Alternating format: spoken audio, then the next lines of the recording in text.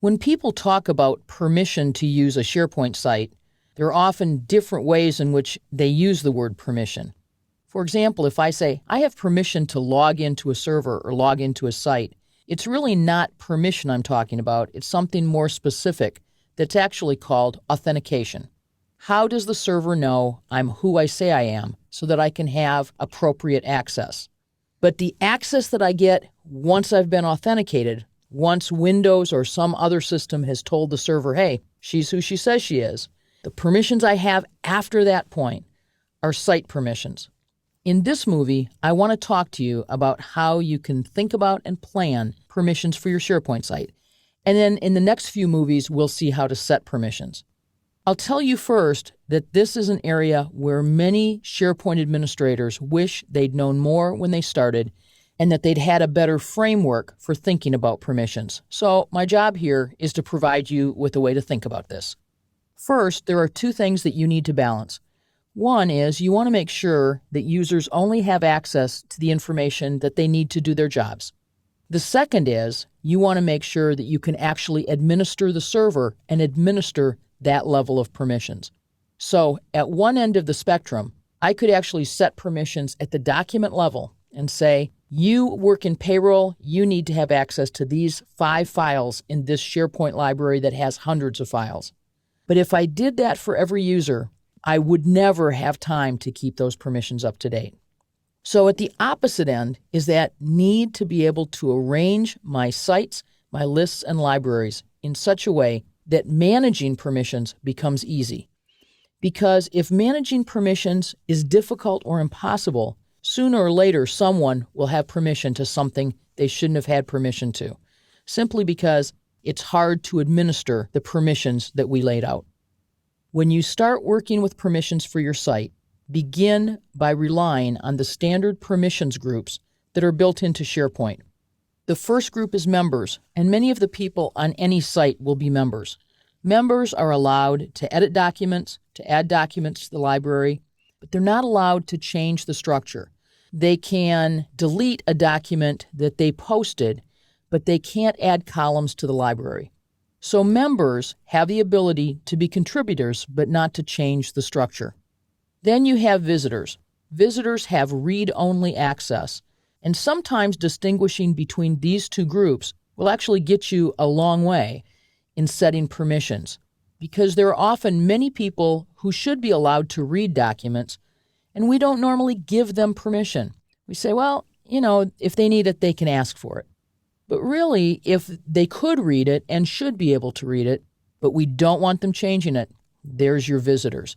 Interestingly enough, in many sites that I work with, visitors might be people who aren't visitors to the organization, but are leaders in the organization. But what they need to do is read the work that's being done by teams. They don't need to edit it themselves. Finally, you have owners. Owners are people who can change site settings. You want to have a small number of people in your owners group because these are people who can change the structure. They can change the settings. They can change the look and feel of your site. They can delete entire lists and libraries and then empty the recycle bin if they wish. So this is a small number of trusted people.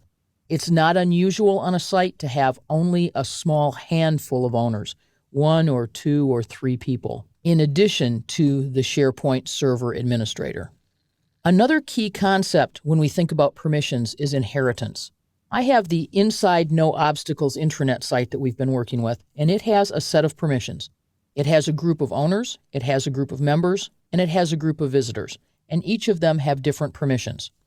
Then we have the Inside Home site.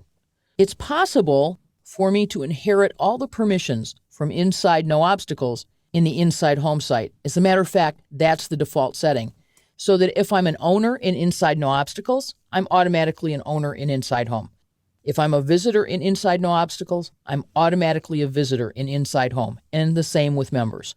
The same thing is true of Inside Sport. I can inherit permissions, and I can inherit the same permissions for my employee self-service portal. We've spent some time in employee self-service, so I'll remind you that there's a shared documents library there and a new employee documents library. So the question is it appropriate for me to inherit permissions for all of these sites and libraries and lists and all of the items that are in each one of the lists and libraries. I want to be planful because in my best world, what will happen is I will inherit permissions as much as I can. When I inherit permissions, the bonus I get is I only have to manage permissions once.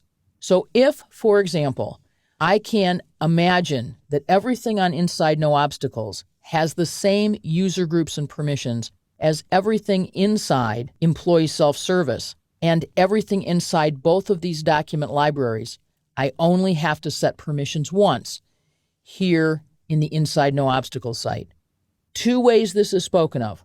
One is that the Employee Self-Service site and its libraries would inherit permissions from Inside No Obstacles, or that the permissions from Inside No Obstacles cascade through Employee Self-Service, Shared Documents, and New Employee Documents. So when you hear the word inherit or cascade, it's the same notion, just from two different directions. When you're planning your site permissions, then, you'll want to determine how you can inherit or not inherit. Because if I assume that I need different unique permissions in Inside Home, then I have to manage the permissions there. If I need different permissions for Inside Sport, I have another place I need to manage permissions. And unfortunately, in this site and in many sites, that's how this works. So when we take a look at our site, Inside No Obstacles is the top-level site, and it has unique permissions.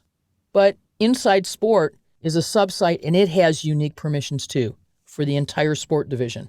However, all of the libraries and lists inside the sport division can inherit the permissions of the sport division. So here's one unique set of permissions and another, but at that point, I'm then inheriting permissions. Inside Home has another set of permissions because it's a totally different staff group from Inside Sport. But once I've set up those unique permissions for Inside Home, I can use those same permissions in its libraries and lists. The Employee Self-Service site can actually inherit all of the permissions directly from Inside No Obstacles, and so can its libraries. And that's because Inside No Obstacles, the top-level site, is actually pretty buttoned down, as is the Employee Self-Service site and its libraries and lists. I can create a spreadsheet like this in Excel. You can create it in PowerPoint if you wish as a drawing, but this is exactly the kind of spreadsheet you need to be able to plan out your permissions. It's a really good thing if under Site or Library you have the actual URLs to the site, because if you're in Excel, then you can click and go directly to that site and take a look at it. And you want to make sure that whenever you're referring to permissions that are inherited, they're inherited from the level above. So, Employee Self-Service inherits from Inside No Obstacles. Shared Documents and New Employee Documents inherit from Employee Self-Service. They can't inherit from Inside Sport or Inside Home because they're not related. The other way we'll talk about this structure is to say this is a parent site, these are child sites, and these are actually child libraries inside this site. So I can only inherit permissions from my parent site. So what are our best practices for permissions? How do we put this all together and imagine what it is we want to do? Well, first, start with that spreadsheet.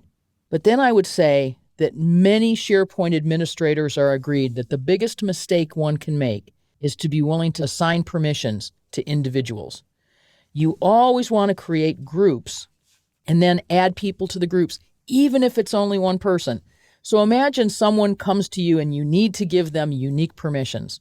Create a group describing their permissions. Perhaps site designer, not contributor.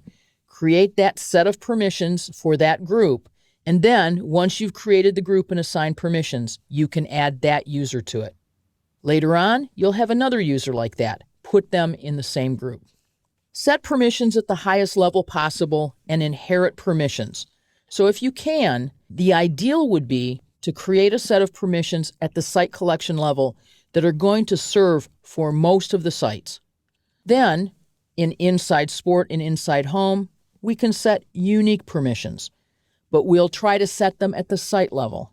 If you need to, then, you could set permissions at the library or list level, but I would suggest that you totally avoid setting permissions for individual documents for the same reason that you shouldn't set permissions for individuals. If you have a document or data that needs a particular level of security because it's more sensitive, then place it in its own list or library. So when possible, we're going to set these broadly based high-level groups, and we're going to plan our sites so that the items in them can share permissions. So that if we have 3 libraries in a site, in the best of all worlds, we can inherit permissions from that site to 2 or all 3 of those libraries. But if I have that sensitive or confidential information, I will put it in its own library or its own subsite and provide unique permissions for that library or site rather than unique permissions for individual documents. If you follow these best practices, you'll find it much easier to be able to plan your permissions for your SharePoint site, and also easier to maintain those permissions going forward.